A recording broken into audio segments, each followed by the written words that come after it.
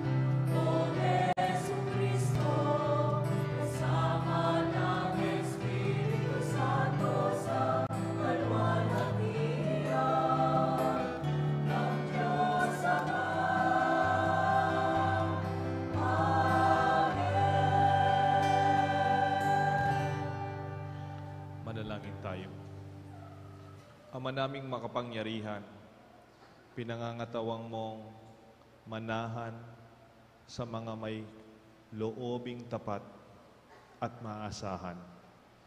Sa kagandaang loob mo, kami naway makapamuhay bilang mga mapalad na maging iyong tahanan. Sa pamamagitan ni Hesukristo, kasama ng Espiritu Santo, magpa sa walang hanggan. Amen.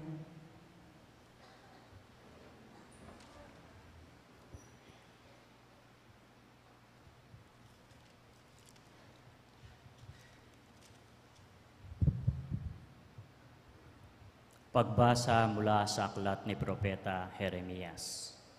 Ito ang sinasabi ng Panginoon: parurusahan ko ang sino mang tumatalikod sa akin at magtitiwala sa kanyang kapwa, sa lakas na mga taong may hangganan ang buhay. Ang katulad niya'y halaman ng tumutubo sa ilang, sa lupang tigang at sa lupang maalat na walang ibang tumutubo. Walang mabuting mangyayari sa kanya, ngunit maligaya ang taong nananalig sa puon, pagpapalain at umaasa sa kanya. Ang katulad niya'y halaman ng nakatanim sa tabi ng batisan, at ang mga ugat ay patungo sa tubig na hindi nanganganib kahit dumating ang tag-init, sapagkat mamamalaging luntian ang taon nito, kahit di umulan ay wala itong alalahanin. Patuloy pa rin itong mamumunga. Ang salita ng Diyos. Salamat sa Diyos. Salmong tugunan. Ang tugon po natin: mapalad ang umaasa sa Panginoong tuwina. Mapalad ang umaasa sa Panginoon tuwina. Mapalad ang taong hindi naaakit niyong masasama, upang sundan niya ang kanilang payo't maling halimbawa. Hindi sumasama sa sinumang taong ang laging adhikay, pagtawanan lamang at hamak-hamakin ang Diyos na dakila. Nagagalak siyang laging magsaliksik ng banal na aral. Ang utos ng poon, siyang binubulay sa gabi at araw. Mapalad ang umaasa sa Panginoon tuwina. Ang katulad niya ay isang punong kahoy sa tabing batisan. Sariwa ang dahot, laging namumunga sa kapanahunan. At anumang gawin ay nakatitiyak na magtatagumpay. Mapalad ang umaasa sa Panginoon tuwina. Ngunit ibang-iba ang masamang tao, iba ang kawangis. Siya'y natatangay at naipapadpad kung hangi umihip. Sa taong matuwid ay Panginoon ang siyang mag-iingat. Ngunit kailanman ang mga masama ay mapapahamak. Mapalad ang umaasa sa Panginoon tuwina.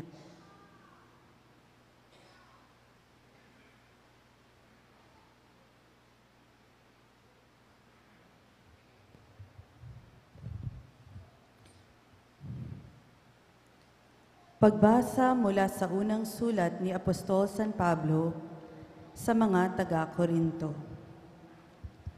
Mga kapatid, kung ipinangangaral namin si Kristo'y muling nabuhay, ano't sinasabi ng ilan sa inyo na hindi bubuhayin muli ang mga patay? Kung hindi bubuhayin muli ang mga patay, hindi rin muling binuhay si Kristo. At kung hindi muling binuhay si Kristo, kayo'y hindi pa nahahango sa inyong mga kasalanan at walang katuturan ang inyong pananampalataya. Hindi lamang iyan. Lilitaw pa na ang lahat ng namatay na nanalig kay Kristo ay napahamak. Kung ang pag-asa natin kay Kristo ay para sa buhay na ito lamang, tayo na ang pinakakawawa sa lahat ng tao. Ngunit ang totoo, si Kristo'y muling binuhay bilang katibayan na muling bubuhayin ang mga patay. Ang salita ng Diyos. Salamat sa Diyos. Magsitayo po tayo.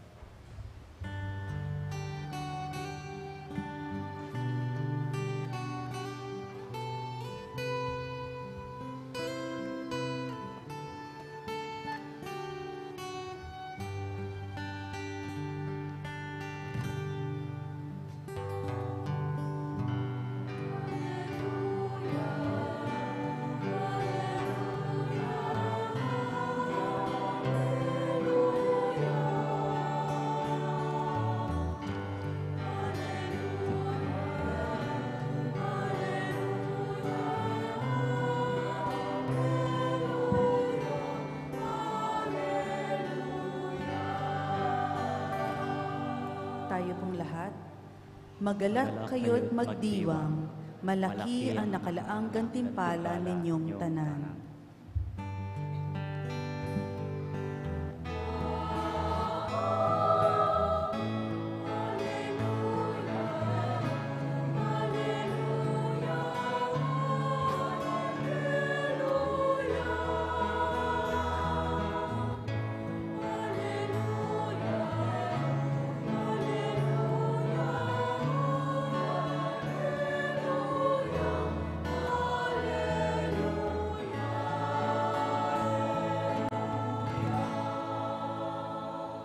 Sumainyong Panginoon. At sumayo rin. Mabuting balita ng Panginoon ayon kay San Lucas. Papuri sa iyo, Panginoon. Noong panahong yon, bumaba si Jesus kasama ng 12 at tumayo siya sa isang patag na lugar. Naroon ang marami sa kanya, alagad at mga napakaraming tao buhat sa Judea at Jerusalem at sa mga bayan sa baybaying dagat ng Tiro at Sidon. Tumingin si Jesus sa mga alagad at kanyang sinabi, "Mapalad kayong mga dukha, sapagkat ang Diyos ang maghahari sa inyo. Mapalad kayong mga nagugutom ngayon, sapagkat kayo'y bubusugin. Mapalad kayong mga tumatangis ngayon, sapagkat kayo ay magagalak. Mapalad kayo kung dahil sa anak ng tao, kayo ay pinapopuotan, ipinagtatabuyan at inalimura ng mga tao, at pati ang iyong mga pangalan ay kinasusuklaman. Magalak kayo at lumukso sa tuwa kung ito ay nangyayari na, sapagkat malaki ang iyong gantimpala sa langit. Ngayon din ang ginawa sa kanila ng mga ninuno sa mga propeta. Ngunit aba ninyong mga mayayaman ngayon, sapagkat nagtamasa na kayo sa kaginawahan. Sa aba ninyong mga busog ngayon, sapagkat kayo ay magugutom. Sa aba ninyong mga nagsisitawa ngayon, sapagkat magdadalamhati at magsisitangis kayo. Sa aba ninyo, mga kayo'y pinupuri ng lahat ng tao, sapagkat gayon din ang ginagawa sa kanila ng mga ninuno sa mga bulaang propeta. Ang mabuting balita ng ating kaligtasan. Pinupuri ka namin, Panginoong Hesukristo.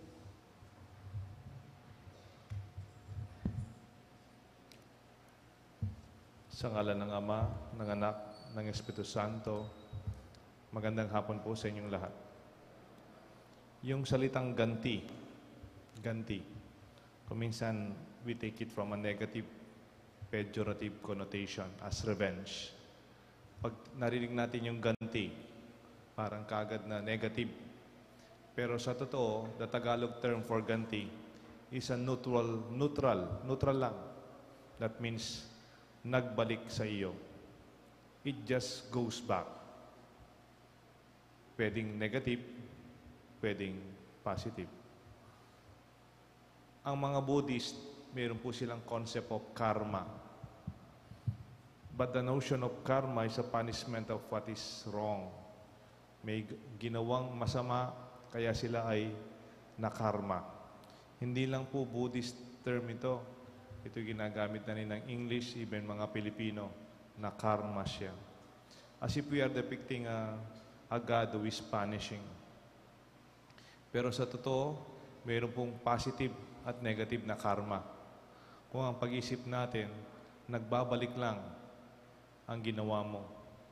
Kung gumawa ka ng mabuti, magbabalik sa'yo. Kung gumawa ka ng masama, magbabalik din sa'yo. Even yung concept ng Kapampangan, kablas. Alam niyo po yung kablas? Yung Kapampangan. Kablas means echo. Echo. It reverberates. Pag sinabi mo, hello, hello, hello, hello, hello. Hi, hi, hi, hi, hi. Pogi ako. Bakit? Bakit? Bakit? Bakit? So, if you see, kung ano yung sinigaw mo, babalik sa'yo yan. Babalik at babalik. Naalala ko po yung commercial ng gobyerno. I think this is last year or earlier. May commercial noon. Simpleng-simpleng commercial. Isang pamilya, ang sipag nila, naglilinis po sa bahay, naglilinis. Nung naipon po nila yung dumi, naka-dustpan, tinapon sa labas, tinapon sa daan yung basura nila. Pagkatapos umulan, nagkaroon po ng baha.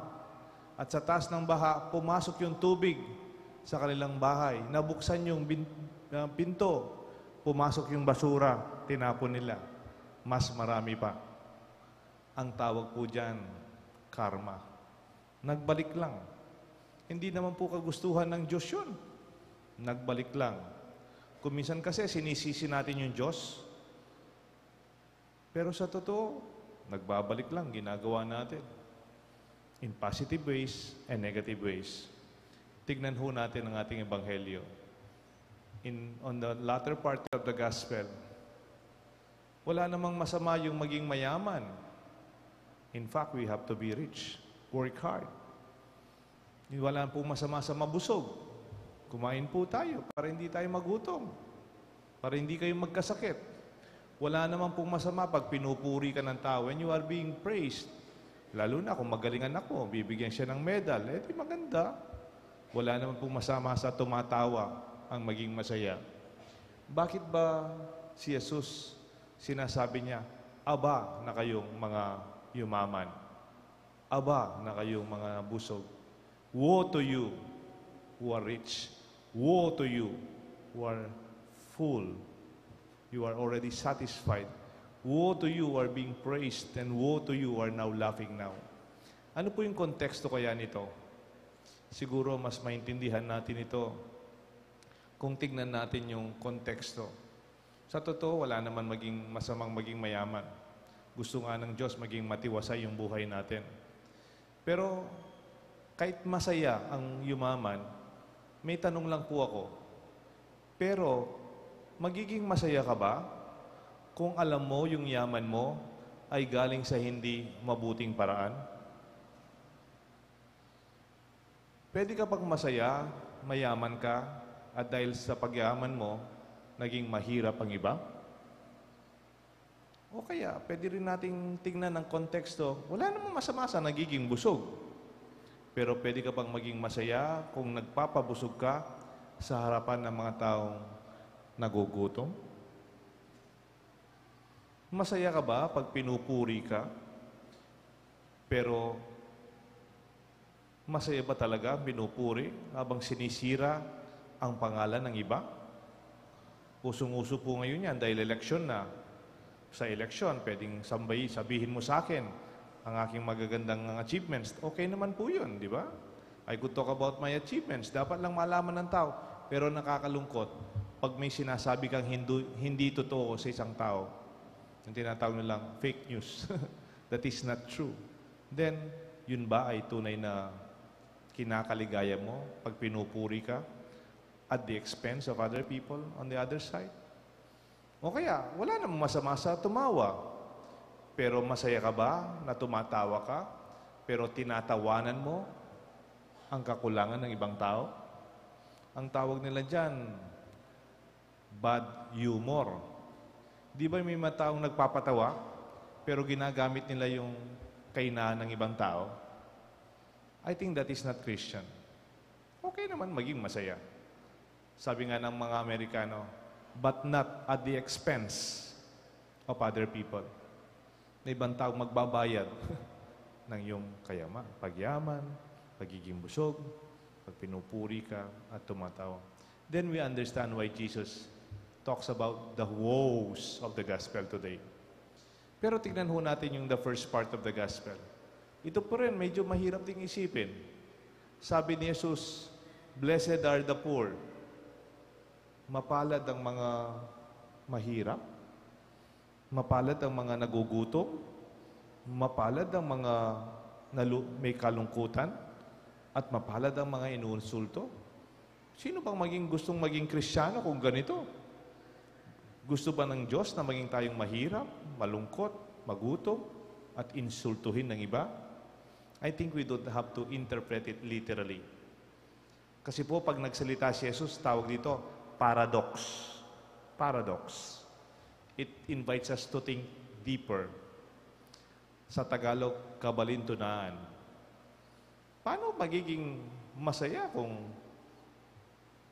mahihirapan kami? Siguro mas maganda, magkwento po ako. Mayroon po kaming kaibigan sa Angeles, doktora. Siya yung panganay.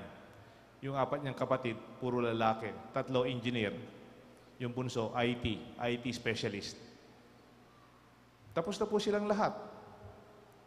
Sabi ng doktora, Father, nung maliliit po kami, pinalaki kami ng magulang namin, hindi po sila nag-aral. Hindi natapos sa pag-aaral. Sastre po yung tatay ko. Yung nanay ko po, siya yung nagugupit ng kanyang tinatahi at ang tatay ko po yung sastre. Alam niyo po, nung college kami, malaki po yung gastos namin. Kung minsan, maaga, lalabas na kami mag-aaral, bababa kami sa mga kwarto namin, dadatnan namin yung magulang namin natutulog. Natutulog kung saan sila nagtatrabaho. Matutudla po kita lele makina ang pupakitang lamesa kung saan po nagtatrabaho ang nanay. Marami silang tinatanggap na trabaho noon kasi college kami lahat. Mahirap po yung buhay namin. Ito sinasabi ni Jesus, hindi naman nakakalungkot ang mahirap.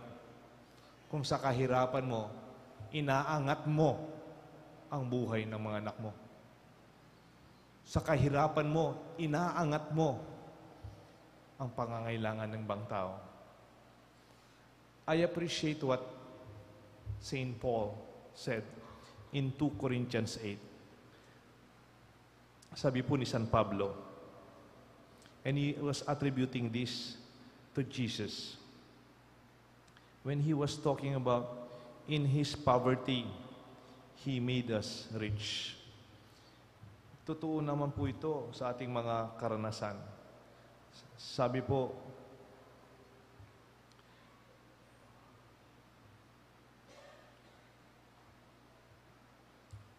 from 2 Corinthians 8:9, for you know the grace of our Lord Jesus Christ, that though He was rich, yet for your sake He became poor, so that you, and through you, His poverty, you might become rich.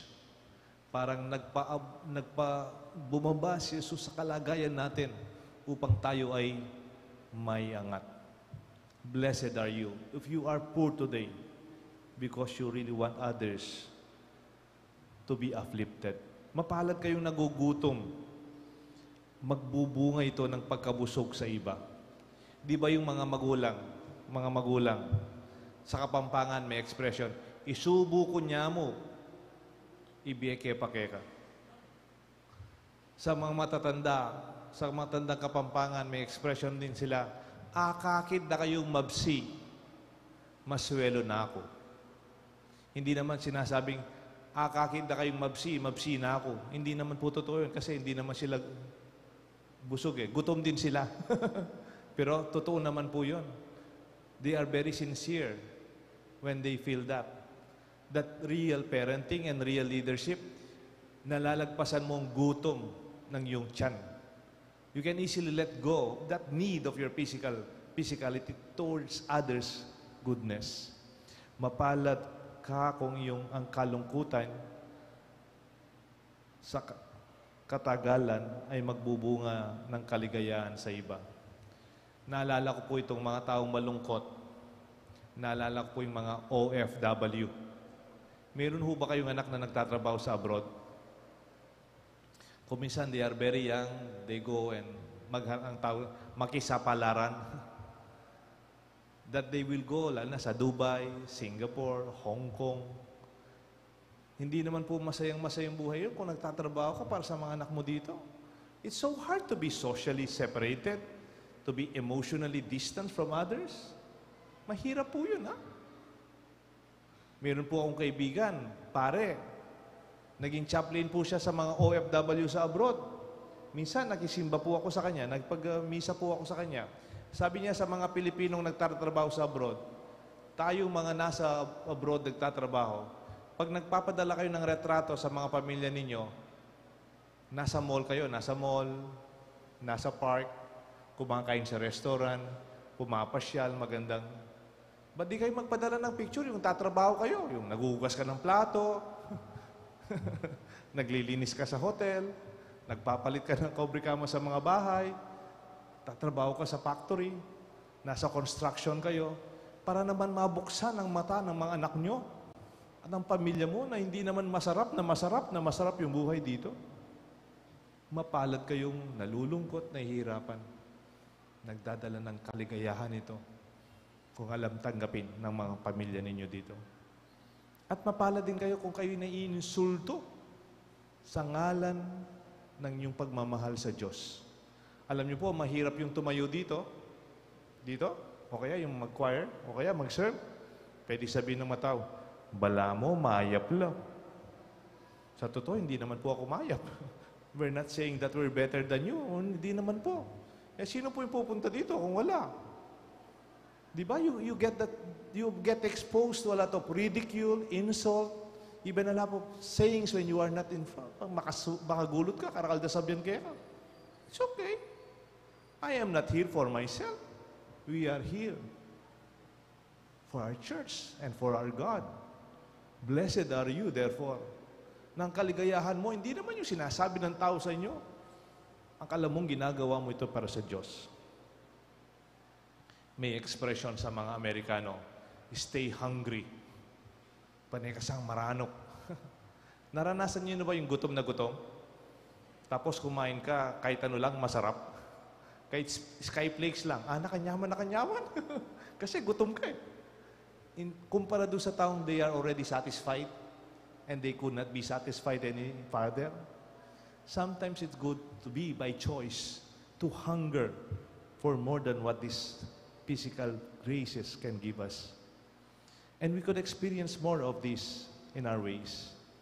Let this be our own reflections, our new optics of what we mean by blessings, or a different take in what we have, in our possessions, our wealth, our grandeur, our success, and our sense of happiness.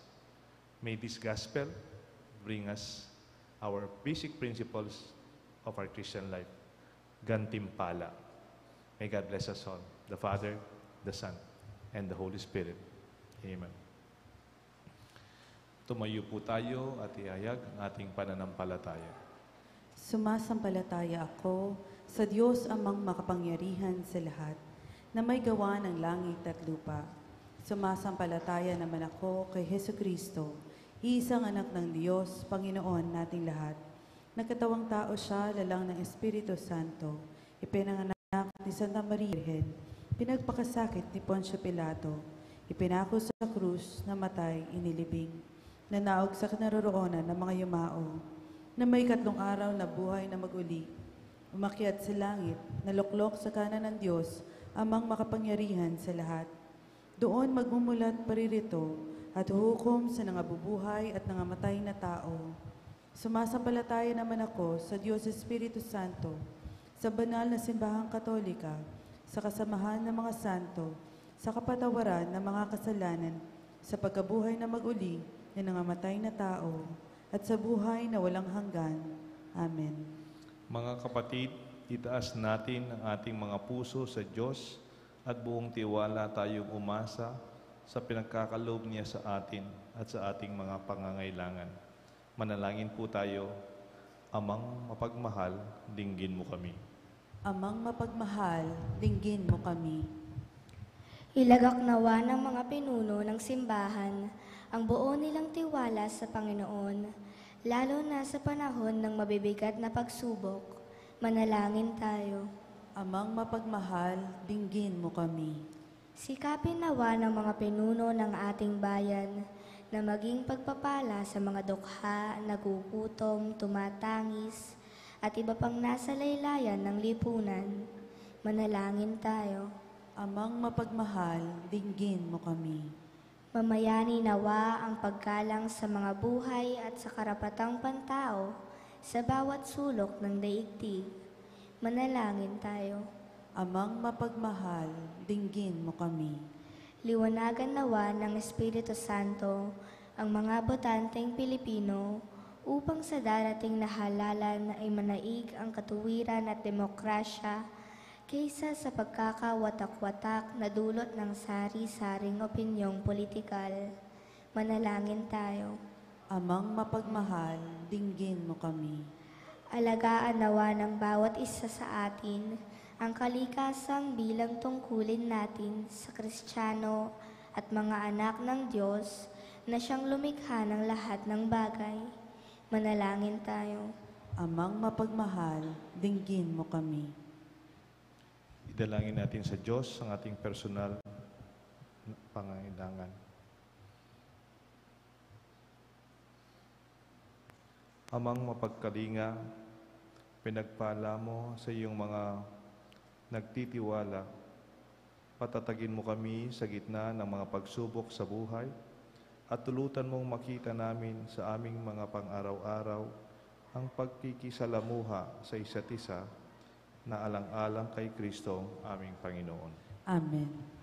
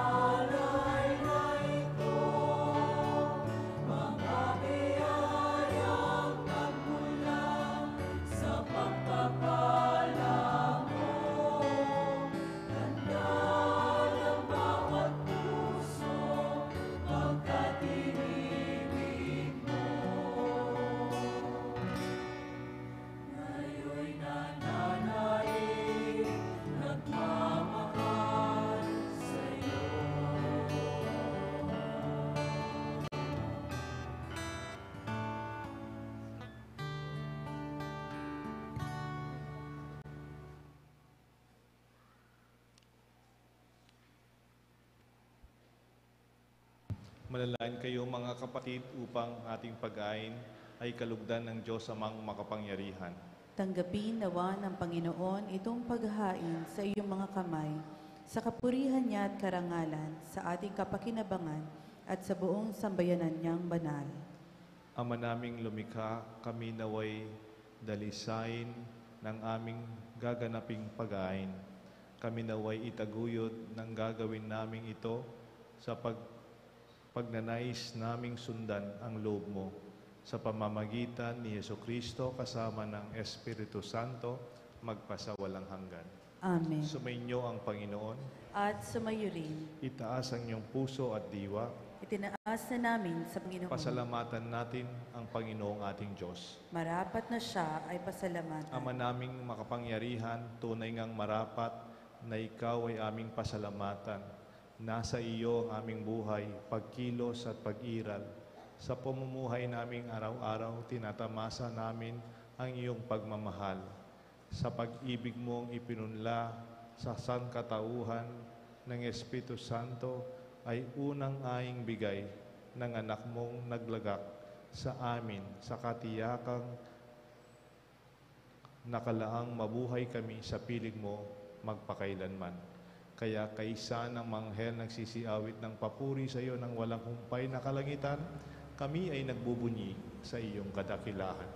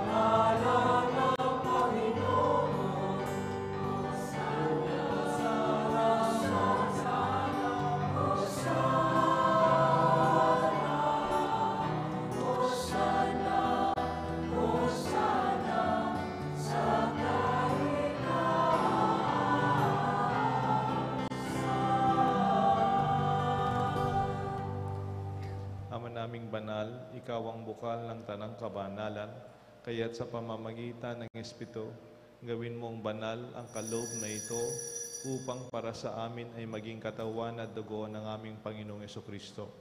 Bago niya pinagtiisang kusang loob na maging handog, hinawakan niya ang tinapay, pinasalamatan ka niya at pinaghati-hati niya iyon na tinabot sa kanyang mga alagad at sinabi, "Tanggapin ninyong lahat ito at kanin. Ito ang aking katawan na ihahandog para sa inyo."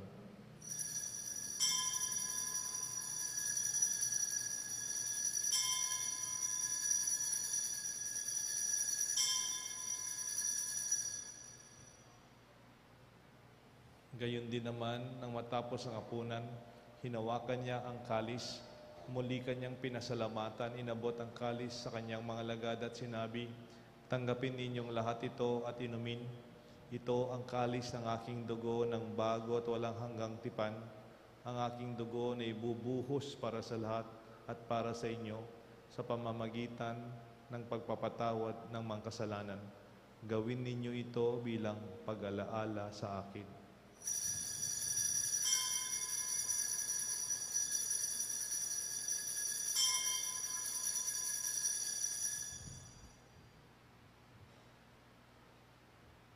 Ipagbunyi natin ang misteryo ng pananampalataya.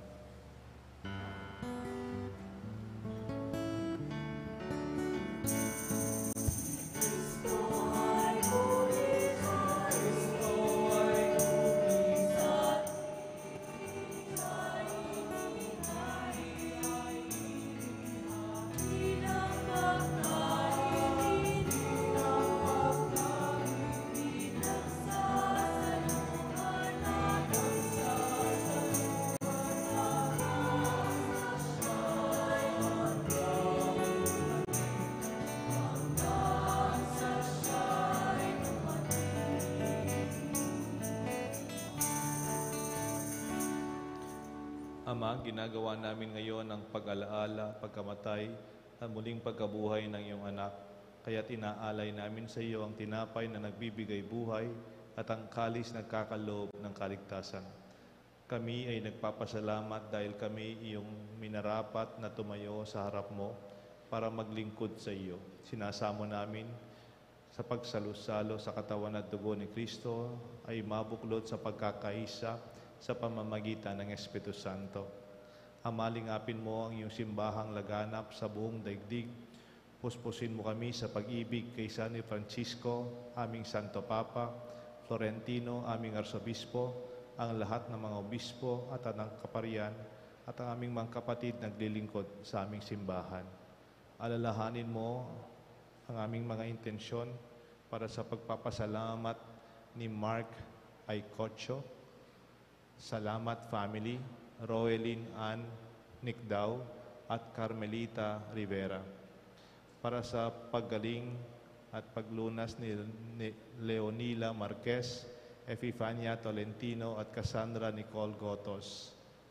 Alalahanin mo ang lahat na nahimlay, lalong-lalo na si Romeo Salazar, Erlinda Basilio, Renato Tino, Cristina Rivera, John Paul Lim, Avelina Sanchez. Kawaan mo po at pagindapatin kaming lahat na makasalo sa buhay na walang wakas. Kaysa ng mahal na Birheng Ina ng Diyos, kaysa na San Jose at mga apostol, San Judas Tadeo, at lahat ng mga banal na namuhay dito sa daigdig ng kalugod-lugod sa iyo. May pagdiwang nawa namin ang pagpupuri at ikararangal mo sa pamamagitan ng iyong anak, aming Panginoong Jesucristo. Sa pamamagitan ni Kristo, kasama niya at sa Kanya, ang lahat ng mga parangal at papuri ay sa iyo, Diyos amang makapangyarihan, kasama ng Espiritu Santo, magpasawalang hanggan.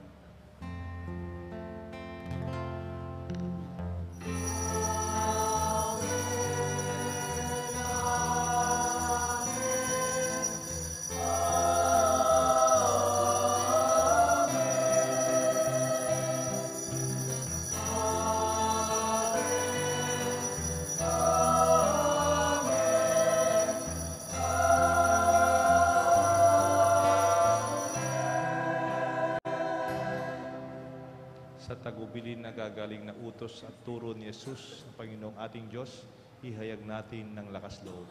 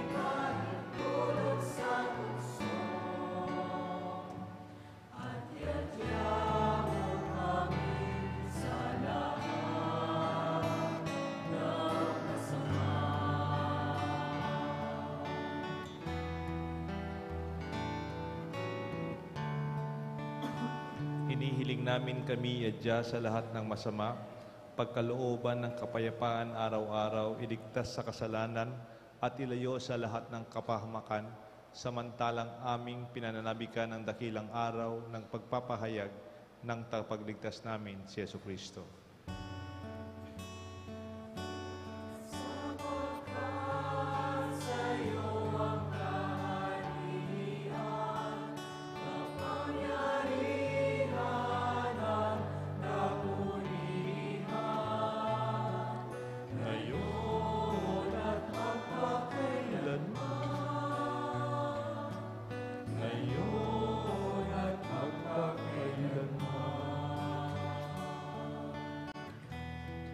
Panginoong Jesucristo, sinabi mo sa iyong mga apostol, kapayapaan ang iniiwan ko sa inyo, ang aking kapayapaan ang binibigay ko sa inyo. Tunghayan mo ang aming pananampalataya at huwag ang aming pagkakasala. Pagkalooban mo kami ng kapayapaan at pagkakaisa ayon sa iyong kalooban, kasama ng Espiritu Santo, magpa sa walang hanggan. Amen. Ang kapayapaan ng Panginoon ay sumainyong lahat. At sumayo rin. Magbigayan po tayo ng kapayapaan sa isa't isa. Kapayapaan.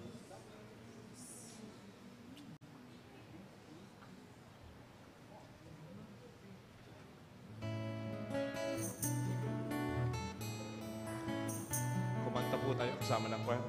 Cordero.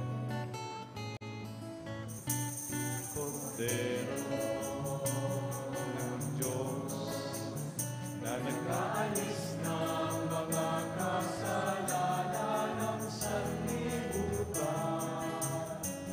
maawa ka. Cordero ng Diyos na nag-aalis ng mga kasalanan ng sanlibutan, maawa ka.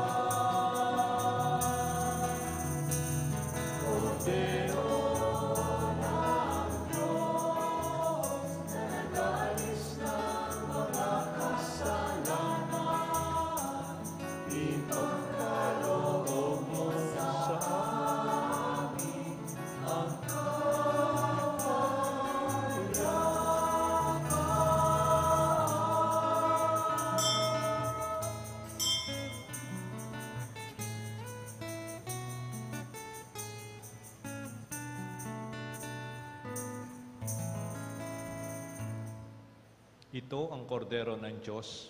Ito ang nag-aalis ng kasalanan ng sanlibutan. Mapalad ang mga inaanyayahan sa kanyang piging.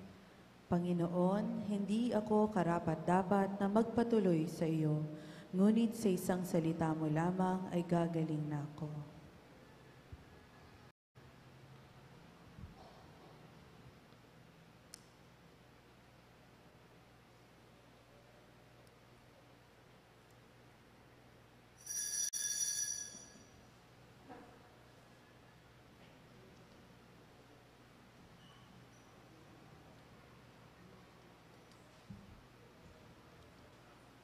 Katawan ni Kristo. Amen. Ang katawan ni Kristo. Ang katawan ni Kristo.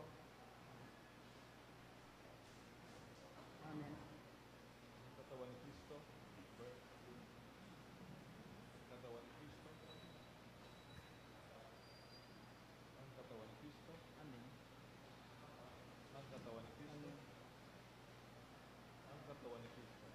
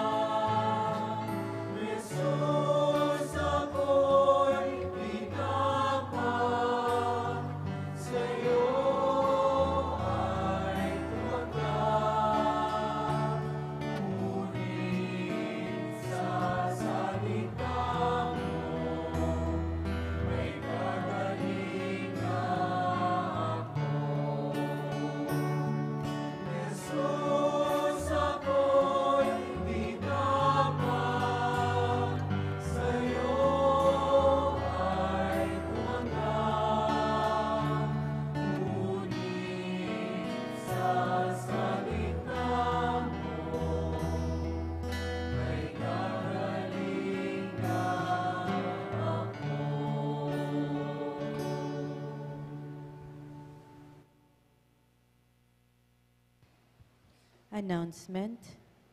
As it is the third Sunday of the month, the companions of St. Jude, our collectors, will go around again for a second collection. The proceeds of this will be used for the Catholic Church advocacy for our sick brothers and sisters, and for those who care for them, in observance of the World Day of the Sick. Thank you for your generosity.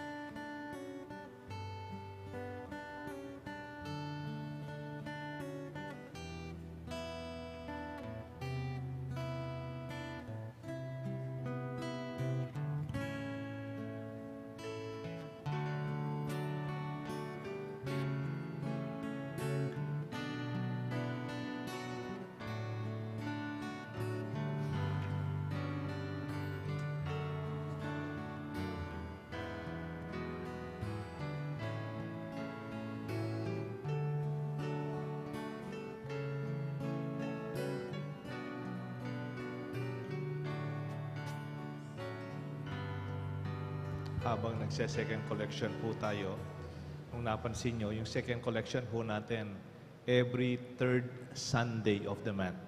Ito po ay naka-outline na for 1 year.